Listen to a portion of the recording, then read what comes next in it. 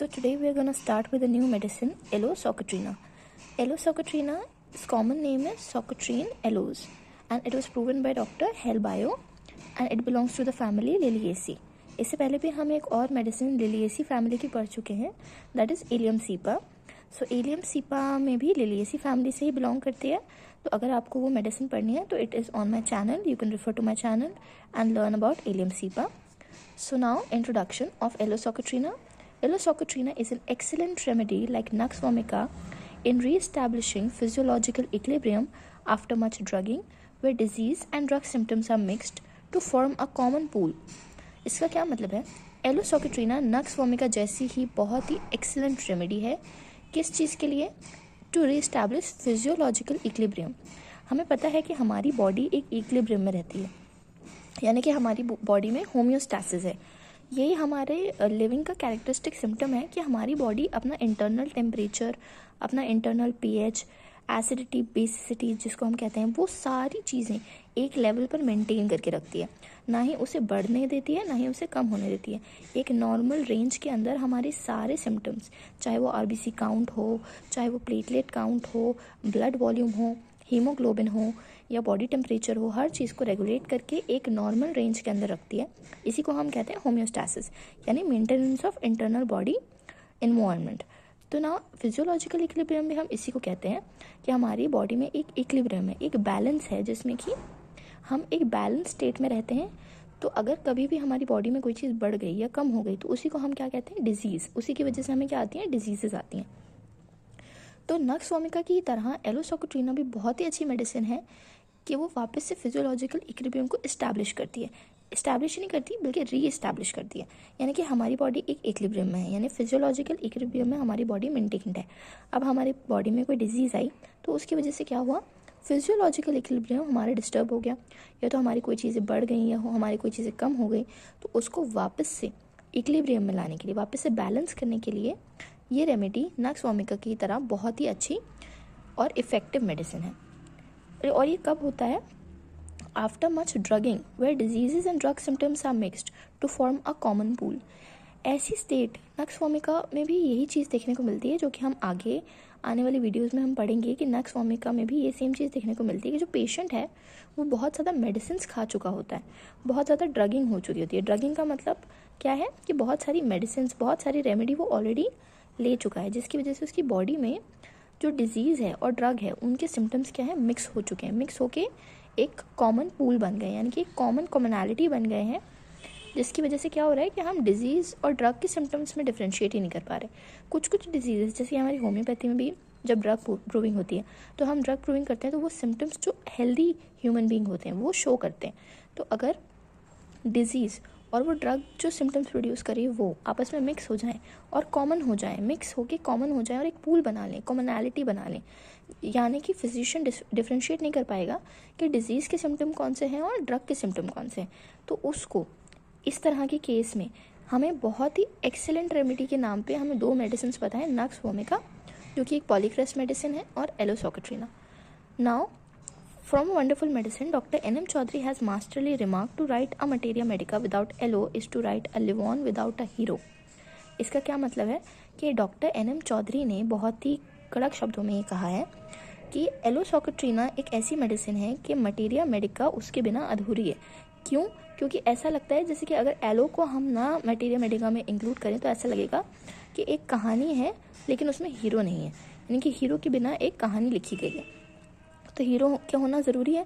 तो एलोसोकोट्रिना को एक हीरो के जैसे मटेरिया मेडिका में उन्होंने डिमॉन्स्ट्रेट किया है, इलस्ट्रेट किया है.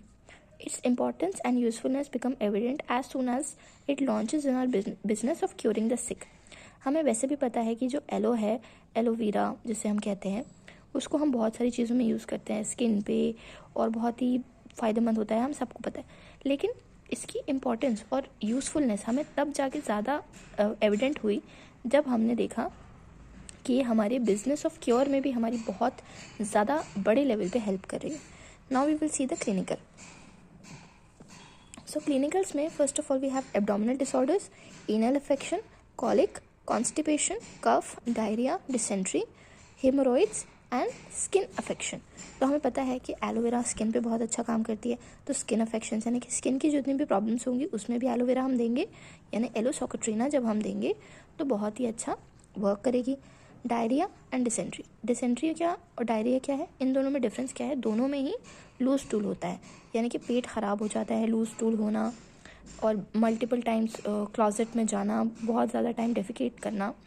तो इन दोनों में डिफरेंस कहाँ है फिर, diarrhoea is normally loose stool and frequently the patient will go to the closet, but dysentery में डायरिया के साथ साथ ब्लड भी आता है स्टूल में, तो ये डिसेंट्री होती है। एब्डोमिनल डिसऑर्डर्स यानी कि पेट के जितनी भी प्रॉब्लम्स हैं, जितने भी डिसऑर्डर्स हैं, उसमें भी बहुत अच्छा वर्क करती है। ईनल अफेक्शन यानी कि एनस में इन्फ्लेमेशन है या किसी तरह का कॉन्स्टिपेशन है, कॉलिक पेन है, पेट में दर्द है, इंटेस्टिनल डिस्कम्फर्ट है, कफ है, इन सारी चीज़ों में, और हेमोरॉइड्स मैंने बताया था पाइल्स को कहते हैं, तो ये इन सारी चीज़ों में बहुत ही अच्छा वर्क करती है aloe socotrina. Now we will see the sphere of action. It acts specially upon the nervous system, portal system, blood, skin. It has got special action upon the liver and intestine. तो इसका बहुत ही अच्छा action कहाँ कहाँ है, skin पे, blood में, portal system में, नर्वस सिस्टम पे, इंटेस्टाइन पे और लिवर पे। इसका स्पेशल एक्शन कहाँ कहाँ है, लिवर और इंटेस्टाइन पे, जो कि हमने इसमें भी देखा था कि क्योंकि ये इनल इन्फेक्शन, एब्डोमिनल डिसऑर्डर और ये कॉलिक, तो मैंने आपको बताया था colic is directly related to intestine. तो ये दोनों चीज़ें और ये सारी चीज़ें क्या है, एब्डोमेन से रिलेटेड है, एब्डोमेन में और सारी लिवर अफेक्शंस में। पोर्टल सिस्टम में क्या होता है, लिवर ही हमारा पोर्टल सिस्टम बनाने में हमारी हेल्प करता है, जिससे हम कहते हैं hepatic portal system. You will learn more about it in anatomy and physiology. So now we will come to pathogenesis. Pathogenesis पे when acting on mucous membrane of gastrointestinal tract it produces diarrhoea, dysentery and haemorrhoids. अब aloe vera को अगर हम normally consume कर लें, यानी कि medicine को नहीं, एलोवेरा को क्रूड फॉर्म में, कच्चे रॉ हम ऐसे डायरेक्टली कंज्यूम कर लें, तो वो क्या क्या प्रोड्यूस करती है, डायरिया, डिसेंट्री, हेमोरॉइड्स। इसीलिए उसके अंदर ये कैपेबिलिटी है कि वो इन्हीं सारी प्रॉब्लम्स को क्योर भी कर सकती है। यही हमारे होम्योपैथिक का बेसिस है, लाइक क्योर्स लाइक, सिमिलिया सिमिलिबस क्यूरेंटर, यानी कि डायरिया, डिसेंट्री और हेमोरॉइड वो प्रोड्यूस कर रही है, इसलिए उसके अंदर वो पावर है, वो कैपेबिलिटी है, वो मेडिसिनल प्रॉपर्टी है कि वो उसको ठीक भी कर सकती है। From the haemorrhoidal vessels it affects the intestine, specially rectum, producing loss of control of sphincter ani. Sphincter ani क्या है, स्पिंस्टर हमारे एनाई जो है वो हमारे एनस में दो स्पिंस्टर होते हैं, एक इंटरनल स्पिंस्टर होता है, एक एक्सटर्नल स्पिंस्टर होता है। अब स्पिंस्टर क्या होता है, स्पिंस्टर होता है रेगुलेटर, जैसे हमारे नल में नॉब होता है, हम उसे खोल सकते हैं, बंद कर सकते हैं, इसी तरह से स्पिंस्टर क्या होता है, नॉब होता है, रेगुलेटर होता है, जिससे हम हमारी बॉडी को रेगुलेट करते हैं, यानी कि हमें उसका पाथ खोलना है या नहीं खोलना है ये हमारे हाथ में। लेकिन एनस में और रेक्टम में दो तरह के स्पिंस्टर होते हैं, एक इंटरनल स्पिंस्टर होता है ऊपर और एक एक्सटर्नल स्पिंस्टर होता है बाहर की तरफ।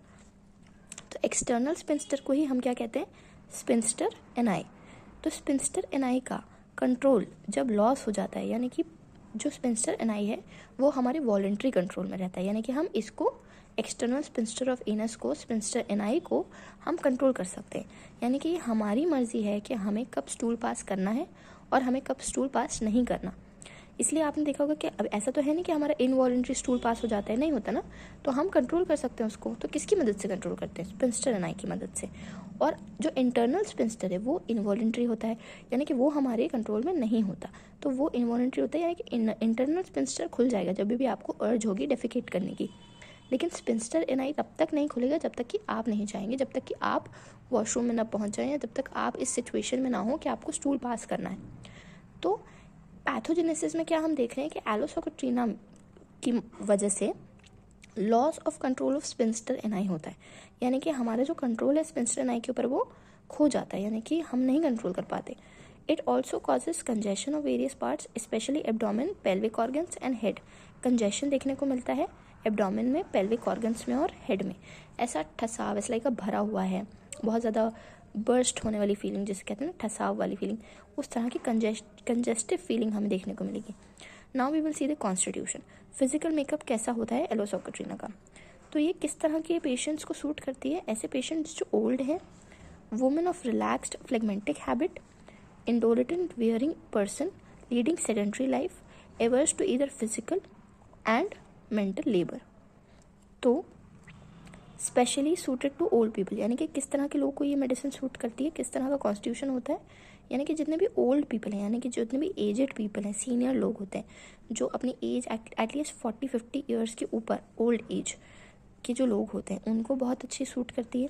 Women's of relax phlegmatic habit, वो ऐसी औरतें, ऐसी लेडी जो कि बहुत रिलैक्स्ड है, बहुत रिलैक्स्ड फील है, चिल्ड आउट है। फ्लेगमेटिक हैबिट यानी कि उसके अंदर बहुत ज़्यादा खून का जो सर्कुलेशन है बहुत ज़्यादा है, फ्लूइड रिटेंशन बहुत है, जिससे हम कहते हैं ना खून, हमारी स्किन में रेडनेस देखने को मिलती है, ऐसा लगता है बहुत सारा खून भरा हुआ है इस इंसान में, तो वो फ्लेगमेटिक हैबिट उसको कहते हैं। और इंडोलेंट वियरी पर्सन, इंडोलेंट का क्या मतलब होता है, लेजी। इसका भी क्या मतलब होता है, फ्लेगमेटिक मतलब स्लो हैबिट वाले, यानी कि इतना ज़्यादा मतलब वो रिलैक्स्ड है, इतने चिल्ड आउट है कि वो कोई काम ही नहीं करेंगे, बस पड़े रहेंगे।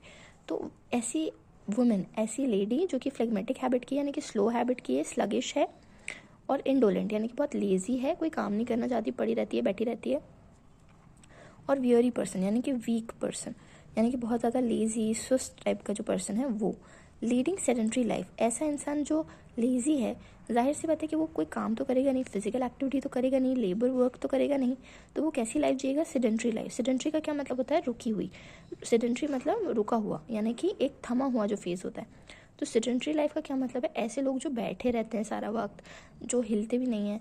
तो हमने देखा होगा जो ऑफिस वर्किंग लोग होते हैं, जो सारा दिन 24 घंटे कंप्यूटर के सामने बैठ के काम करते रहते हैं, तो वो मेंटली तो काम कर रहे हैं, लेकिन फिजिकली क्या वो कोई काम कर रहे हैं, नहीं। तो उनकी कैसी लाइफ है, सेडेंट्री लाइफ है। क्यों? क्योंकि उनको 24 घंटे या तो बस बैठे रहना है, बैठ के काम करना है सारे। डॉक्टर्स की लाइफ भी इसी तरह की होती है कि वो बैठे रहते हैं, बस बैठ के पेशेंट्स देखते रहते हैं कंटिन्यूस कई घंटों तक। तो इस तरह की लाइफ को हम क्या कहते हैं, सेडेंट्री लाइफ।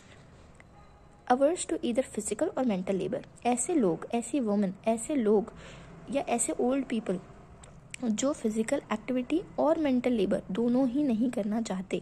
एवर्स का क्या मतलब है, नहीं करना चाहते, यानी कि या फिजिकल एक्टिविटी भी कोई नहीं करना चाहते, हिलने ढुलने लेबर कोई काम नहीं करना चाहते, और मेंटल लेबर भी नहीं करना चाहते, यानी कि वो मेंटली भी बहुत लेजी है, यानी कि वो अपना दिमाग भी इस्तेमाल करना नहीं चाहते, दिन भर बस पड़े रहेंगे, सोते रहेंगे, खाते पीते रहेंगे, लेकिन फिजिकल एक्टिविटी और मेंटल लेबर दोनों ही नहीं करेंगे।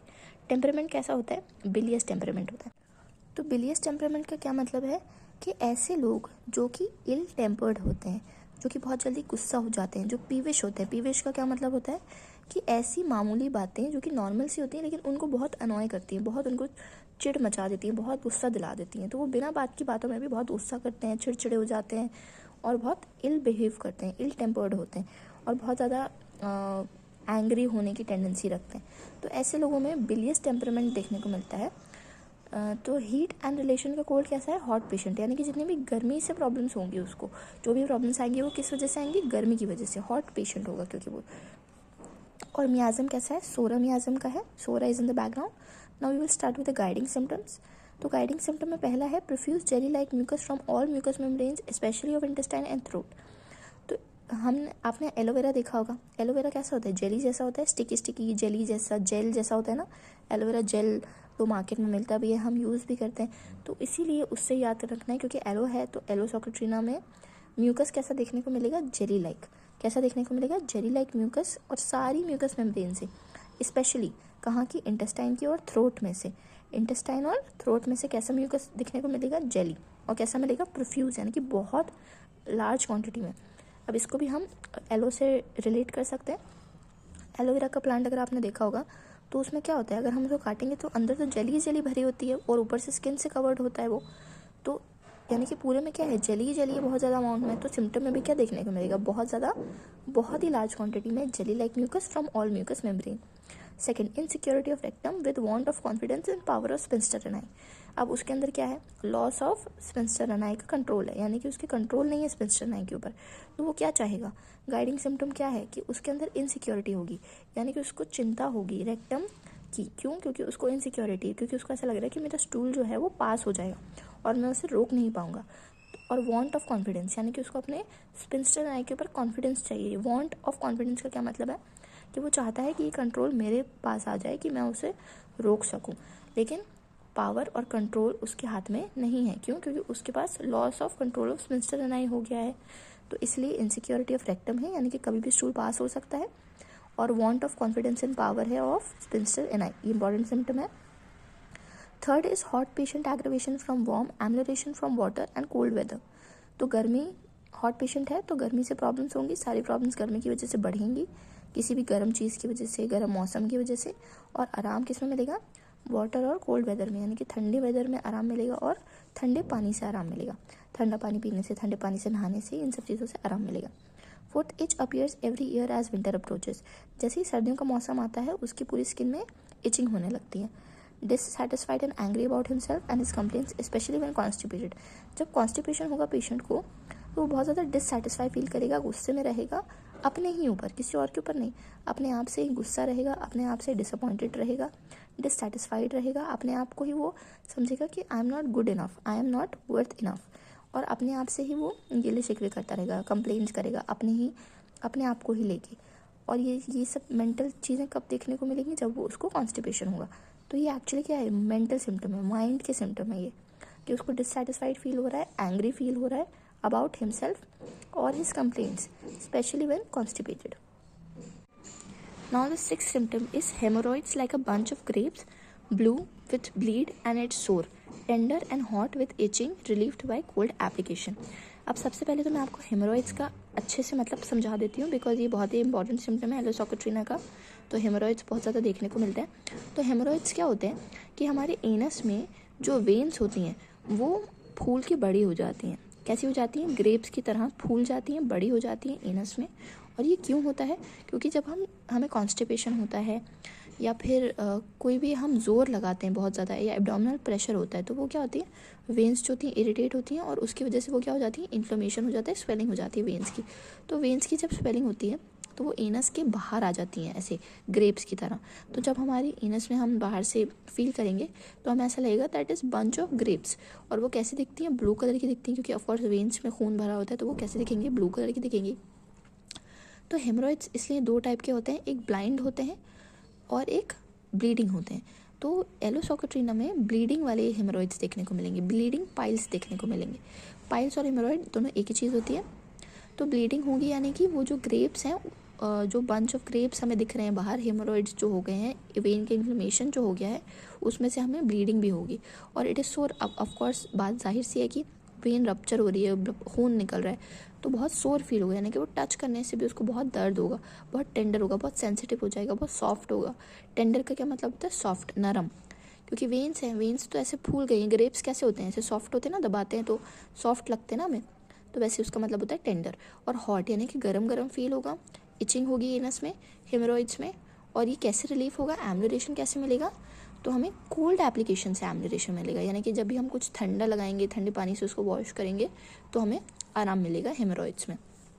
ये कहाँ देखने को मिलता है? एलोसॉकोट्रीना के पेशेंट में. Now the seventh guiding symptom is diarrhoea followed by obstinate constipation. Obstinate का क्या मतलब होता है? जिद्दी. यानी कि डायरिया होगा पहले, एलोसॉकोट्रीना में डायरिया देखने को मिलेगा, और डायरिया के बाद अचानक से कॉन्स्टिपेशन हो जाएगा. और कैसा कॉन्स्टिपेशन हो जाएगा? ऑब्स्टिनेट, यानी कि जिद्दी कॉन्स्टिपेशन. यानी कि वो अब काफ़ी टाइम तक कॉन्स्टिपेशन वाली हालत में रहेगा. यानी कि अब उसको डायरिया हो गया, अब उसको ऑब्स्टिनेट कॉन्स्टिपेशन हो गया, यानी कि जिद्दी किस्म का डायरिया, वो कॉन्स्टिपेशन हो गया, sorry. And now it will remain for many days. और ये ऐसा कॉन्स्टिपेशन होगा कि वो कितनी भी कोशिश कर ले, लेकिन स्टूल बाहर नहीं कर पाएगा और बहुत ज़्यादा उसको दिक्कत होगी. नाउ इसी वजह से हमें हेमोरॉइड्स भी देखने को मिल रहे हैं, क्योंकि वो बहुत ज़ोर लगाएगा, बहुत ऑब्स्टिनेट कॉन्स्टिपेशन है तो बहुत ज़ोर लगाएगा, बहुत ताकत लगाएगा, जिसकी वजह से वेन्स क्या होंगे? इन्फ्लेम हो जाएंगे और हेमोरॉइड्स हो जाएंगे. Now solid stool passes out involuntary. ना 8 guiding symptom is solid stool passes out involuntary. इसका क्या मतलब है? कि जो डायरिया है वो इनवॉलेंट्री पास होना चाहिए देखा जाए तो. क्यों? क्योंकि स्पिंस्टर नाई का कंट्रोल उसके पास नहीं है. और डायरिया कैसा होता है? पतला होता है पानी की तरह, तो वो तो बिना मतलब हमें पता लगे निकल जाना चाहिए हमारे एनस से. लेकिन क्या हो रहा है? Solid stool passes out involuntary. यानी कि एलोसॉकोट्रीना में ये बहुत ही कैरेक्टरिस्टिक सिम्टम है कि जो सॉलिड स्टूल होगा, यानी कि जो कॉन्स्टिपेटेड स्टूल होगा, कड़क वाला स्टूल होगा, वो हमें बिना पता चले पास हो जाएगा.